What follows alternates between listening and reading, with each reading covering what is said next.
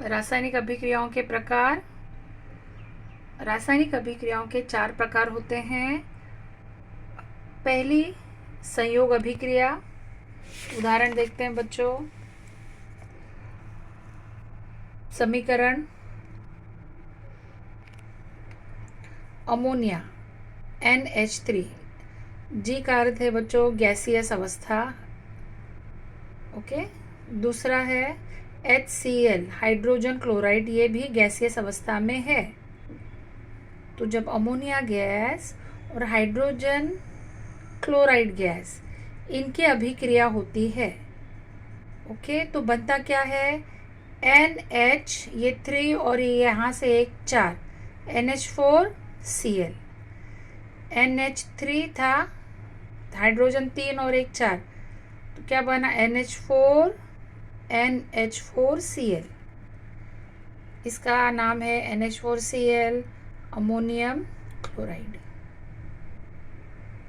तो बच्चों, इस अभिक्रिया में अभिकारी पदार्थ कितने हैं, ऐसे प्रश्न पूछे जाते हैं, तो आपको लिखना है पहला अमोनिया, दूसरा हाइड्रोजन क्लोराइड, लेफ्ट वाले अभिकारी पदार्थ। उत्पाद कितने हैं, एक, NH4Cl, अमोनियम क्लोराइड। ओके। अब दूसरा देखो अभिक्रिया कि ये मैग्नीशियम धातु है, इसको हवा में जलाया जाता है, ठीक है, गैस पर रखकर। तो मैग्नीशियम धातु को लिखा है Mg, और हवा में जलाना या गैस पे जब जलाते हैं तो ऑक्सीजन लिखते हैं, प्लस ऑक्सीजन। तो मैग्नीशियम प्लस ऑक्सीजन यानी मैग्नीशियम धातु को गर्म करने पर क्या होता है, मैग्नीशियम ऑक्साइड बनता है। इसका प्रयोग भी है, बाद में एक्सप्लेन करूँगी। तो मैग्नीशियम हवा में जलने पर उसका सफ़ेद रंग का मैग्नीशियम ऑक्साइड का चूर्ण बनता है। तो इस उदाहरण में भी 2 अभिकारी पदार्थ हैं, मैग्नीशियम, ऑक्सीजन, और उत्पाद मैग्नीशियम ऑक्साइड 1। तो 2 पदार्थ मिलकर एक पदार्थ बनाते हैं। इस अभिक्रिया को क्या कहते हैं बच्चों, संयोग अभिक्रिया। ये परिभाषा, जिस अभिक्रिया में 2 या 2 से अधिक अभिकारकों का रासायनिक संयोग होकर केवल एक उत्पाद बनता है, उस अभिक्रिया को संयोग अभिक्रिया कहते हैं।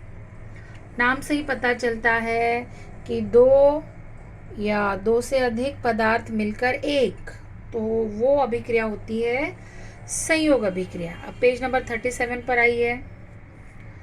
यह है अभिकारी पदार्थ कैल्शियम कार्बोनेट। 2 चीज़ें हैं, calcium plus carbonate minus calcium carbonate. गर्म किया तो क्या होता है बच्चों, ये ब्रेक हो जाता है, इसका विघटन होता है।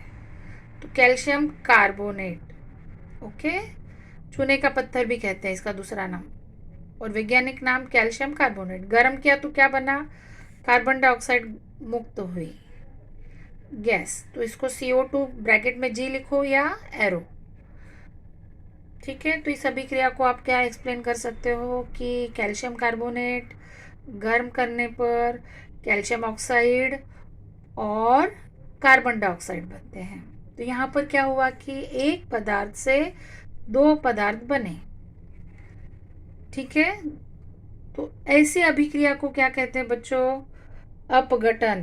जिस अभिक्रिया में एक पदार्थ से 2 या 2 से अधिक उत्पाद प्राप्त होते हैं, उसे अपघटन अभिक्रिया कहते हैं। यहाँ पर बताया है कि कैसे कैल्शियम कार्बोनेट को गर्म करा तो कार्बन डाइऑक्साइड गैस मुक्त हुई। कैल्शियम कार्बोनेट गर्म करा, कार्बन डाइऑक्साइड गैस मुक्त हुई। एग्जाम में जैसे समीकरण आता है तो आपको पूछी जाती कौन सी अभिक्रिया है, तो आपको लिखना है अपघटन अभिक्रिया है। तीसरी अभिक्रिया है बच्चों विस्थापन अभिक्रिया। विस्थापन अभिक्रिया, विस्थापन अभिक्रिया में क्या होता है कि एक यौगिक में कम क्रियाशील तत्व का स्थान अधिक क्रियाशील तत्व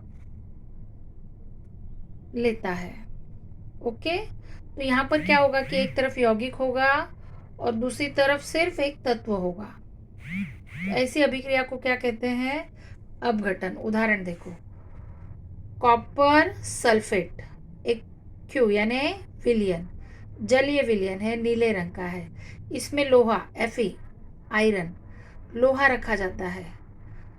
तो यहाँ पर आप देखोगे कि कॉपर और लोहा, तांबा और लोहा में एक्टिव कौन है, ज़्यादा सक्रिय कौन है, लोहा। तो ये लोहा क्या करता है, अधिक क्रियाशील धातु है, तो इस कम क्रियाशील धातु को अलग कर देता है। ओके, ये लोहा तांबे को अलग करता है और खुद उसके स्थान पर आ जाता है। तो ये जो Fe है ये इसके स्थान पर आ गया। तो समीकरण CuSO4 प्लस Fe, एक तरफ यौगिक और दूसरी तरफ सिर्फ अकेला तत्व। यहाँ पे दो या अधिक तत्व है ना, ये यौगिक है और ये तत्व है। तो जब ऐसी अभिक्रिया आएगी तो आप बोलना विस्थापन। विस्थापन में क्या होता है कि जो अधिक क्रियाशील है वो कम क्रियाशील को हटा देता है। ठीक है, विस्थापन अभिक्रिया।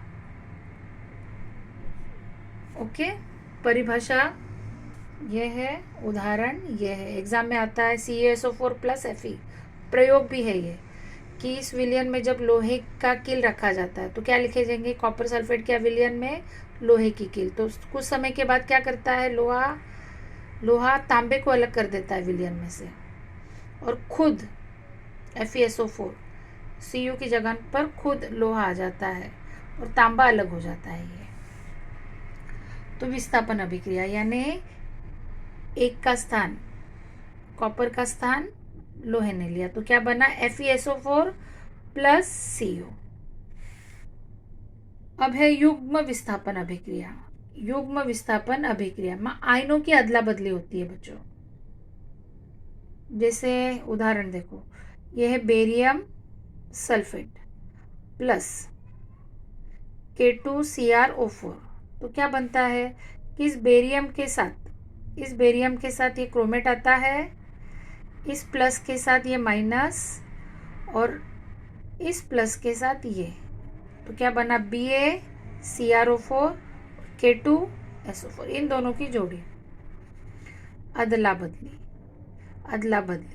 तो Ba के साथ CrO4, इसके साथ इस प्लस के साथ इधर वाला माइनस और इस प्लस के साथ इधर वाला माइनस।